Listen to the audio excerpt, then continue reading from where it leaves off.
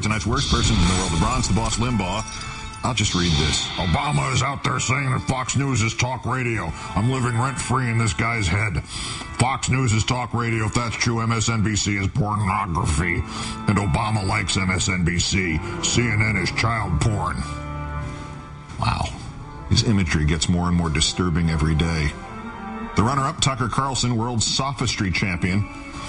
The two most senior members of the White House staff attempt to bully a news outlet into silence, and hardly anyone in the press says a word. Meanwhile, the same White House that had just finished lecturing working journalists on the superiority of straight news coverage hosted a secret off-the-record briefing for Keith Olbermann and Rachel Maddow of MSNBC. The two, along with several other liberal commentators, spent more than 2 hours with Obama. Why is the press corps giving the White House a pass for behavior it never would have tolerated from other administrations? Conservatives believe it's simple bias.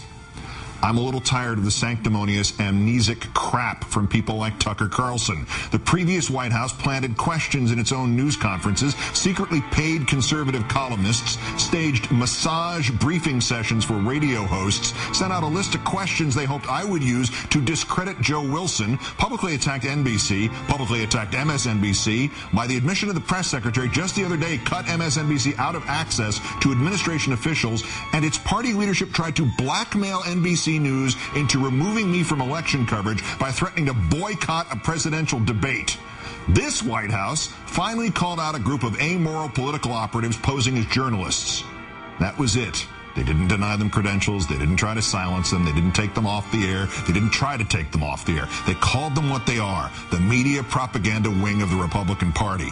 And I'm a little tired of the false equivalency here. You go ask this White House if they're happy that I'm insisting on the public option when they're not. You go ask this White House if they're happy that I'm pushing for torture prosecutions and they're trying to soft pedal them. I don't know if the paranoids of this world, like Michelle Malkin, think Obama handed me my instructions or she thinks I handed him his. But when I support what this president is doing, it's because I think he's right. And the operative word is think.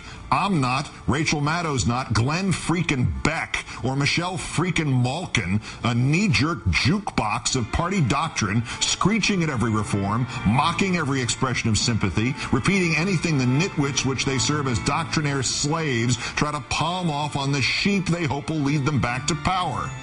I'll tell you exactly what happened on Monday at the White House. An off-the-record conversation about all the issues of the day, just like, I imagine, the one the president had with those 4 conservative columnists at George Will's house in January.